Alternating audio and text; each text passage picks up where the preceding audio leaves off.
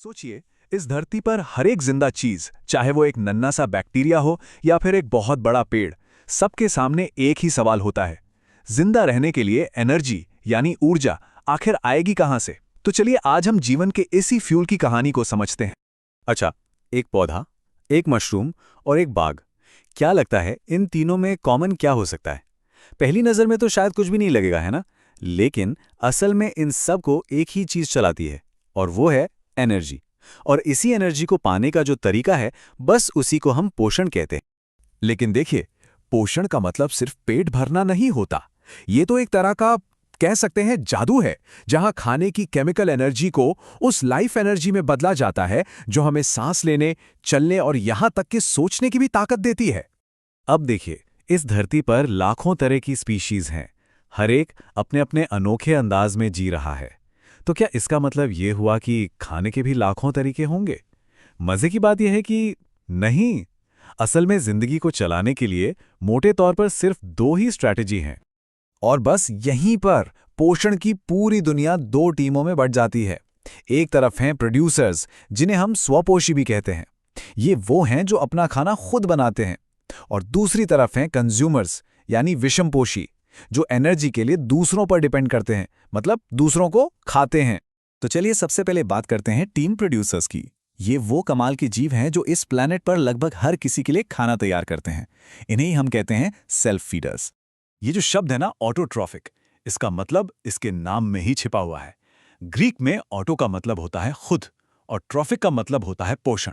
तो मतलब साफ है, ये वो जीव हैं जो अपना न्यूट्रिशन खुद करते हैं, किसी और पर डिपेंड हुए बिना। और इसका सबसे बढ़िया एग्जाम्पल कौन है? हमारे चारों तरफ मौजूद हरे भरे पौधे। ये तो नेचर के सोलर पावर्ड शेफ हैं। सोचिए, ये हवा से कार्बन डाइऑक्साइड लेते हैं, मिट्टी से पानी और सूरज से रोशनी, और फिर अपने जादुई हरे केमिकल क्लोरोफिल की मदद से अपना खाना तैयार कर लेते हैं। लेकिन अगर कोई अपना खाना खुद नहीं बना सकता, तो फिर क्या? बस यहीं से शुरू होती है हमारी दूसरी स्ट्रेटजी, यानी कंज्यूमर्स की दुनिया। यहां भी नाम में ही पूरा राज छिपा है। हेटेरो का मतलब होता है अलग। तो ये वो जीव हैं जो न्यूट्रिशन के लिए दूसरों पर निर्भर हैं। लेकिन इसमें भी एक ट्विस्ट है।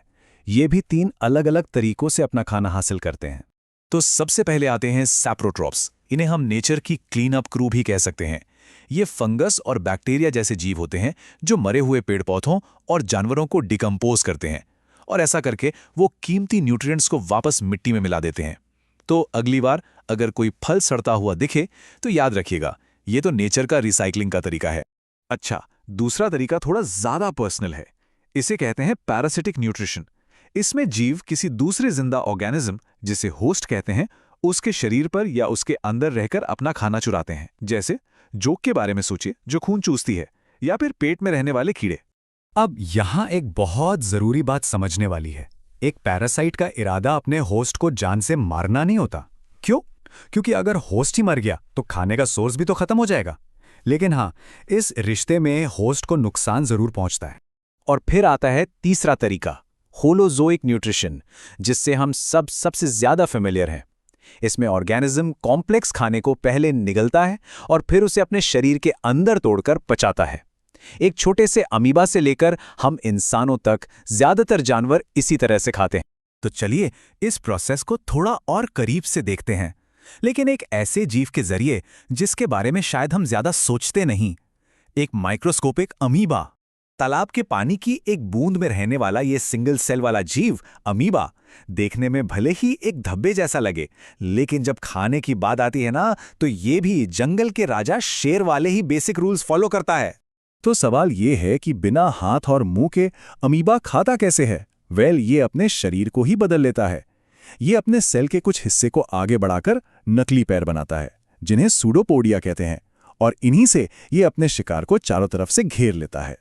और ये पूरा प्रोसेस कमाल का है। ये दिखाता है कि कैसे एक अकेला सेल डाइजेशन का सारा काम कर लेता है। पहले खाने को अंदर लेना, फिर उसे छोटे छोटे टुकड़ों में तोड़ना यानी पचाना, फिर न्यूट्रिएंट्स को सोखना, उस एनर्जी को इस्तेमाल करना, और आखिर में जो भी वेस्ट बचा उसे बाहर निकाल देना। सोचिए, ये पांचों स्टेप्स एक ही सेल के अंदर पूरे हो जाते हैं। तो अमीबा से लेके बड़े बड़े विशाल जानवरों तक जब हम इन सभी स्ट्रैटेजीज को एक साथ देखते हैं ना, तो लाइफ का एक यूनिवर्सल रूल सामने आता है।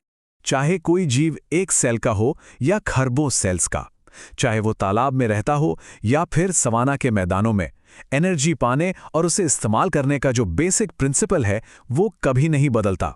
ये जिंदगी की एक यूनिवर्सल भाषा है जिसे हम सब बोलते हैं।